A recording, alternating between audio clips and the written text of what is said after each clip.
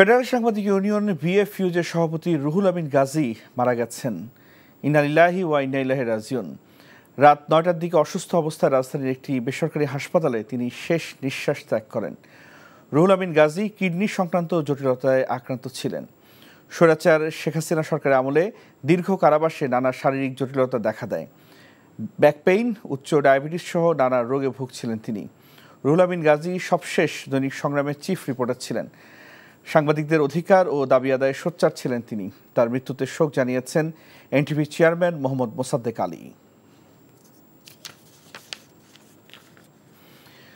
রাজধানীর বিআরবি হাসপাতালে আছেন সিনিয়র করেসপন্ডেন্ট মইদুল ইসলাম। সরাসরি যুক্ত হচ্ছি তার সাথে।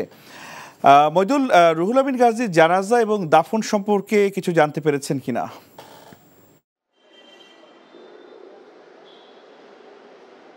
হ্যাঁ রাইসুল, কিছুক্ষণ আগে আমরা জানতে পেরেছি সাংবাদিক রুহুল আমিন গাজীর জানাজা আগামীকাল বাদ-জোহর জাতীয় প্রেস ক্লাবের সামনে অনুষ্ঠিত হবে এবং এরপরে শাহজাহানপুর কবরস্থানে তাকে দাফন করা হবে। এবং আমরা আরও জানতে পেরেছি যে এই মুহূর্তে আসলে সাংবাদিক রুহুল আমিন গাজীর মরদেহ আছে এই বিআরবি হসপিটালে যে আইসিইউ, পঞ্চমতলার যে আইসিইউ, সেই আইসিইউতেই আছে। কিছুক্ষণ পরে এখান থেকে বের করা হবে মরদেহ। এরপরে গোসল সহ আনুষ্ঠানিকতার জন্য সেই ডেড বডি নিয়ে যাওয়া হয়। এরপরে সেখান থেকে তার যে বাসভবন রাজধানী দিল্লি ইস্কাটনের দিল্লি রোড, সেখানে নিয়ে রাখা হবে এবং ফ্রোজেন যে গাড়ি, সেই গাড়িতে রাখা হবে ডেড বডি। এবং সেখান থেকে মূলত সকালের দিকে জাতীয় প্রেস ক্লাবের সামনে মরদেহ রাখা হবে। সেখানে সর্বস্তরে শ্রদ্ধা জানানোর জন্য মরদেহ রাখা হবে এবং এরপরে বাদ-জোহর সেখানে জানাজা অনুষ্ঠিত হবে। জানাজার পরে মূলত Shahjahanpur কবরস্থানেই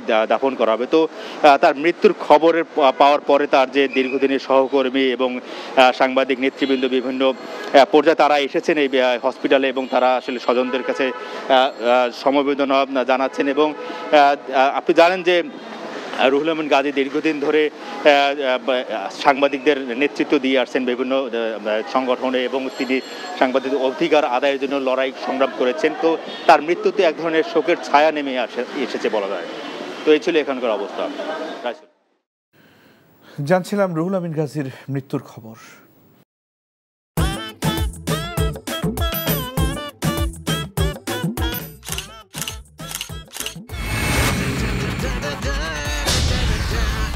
thank you so much. শুধু থ্যাঙ্কসই দিবেন আর কিছু দিবেন না? যদি দেওয়ার মতো হয় সো যে কোনো কিছু। খুব খুশি লাগলো আপনার সাথে ডিল করে। Deal done. হ্যাঁ, 50 লাখ। বিউটিফুল।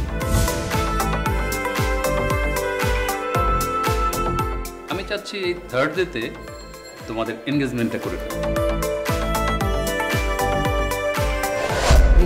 রতন নামে কোনো কিডনি ডাক্তার নাই তো? আপনি চিটার বাটপারে পাল্লায় পড়ছেন।